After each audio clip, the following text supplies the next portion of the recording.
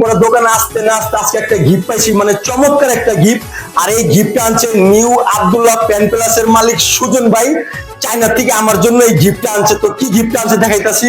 তো এই যে গিফটটা চায়না থেকে আমার জন্য অসাম একটা ঘড়ি আনছে, যা মানে ভাষায় বললে বুঝতে পারবো না। ধন্যবাদ ভাইকে। যে কোনো জিনিস ভাই চায়নায় গেলে আমার জন্য নিয়ে আসে। তো এই লিস্টটা অনেক বড়, মানে দেখায়ও শেষ করতে পারবো না। তো এটার ভিতরে অনেক আনকমন জিনিস আছে, দেখেন কত বড় একটা লিস্ট।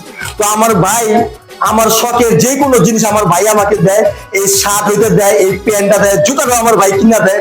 তো আমার ভাইকে অনেক ধন্যবাদ। দেখেন ঘড়ির সাথে কি কি আছে, 3টা বেল, মানে অসাম, আবারও বলছি 3টা বেল।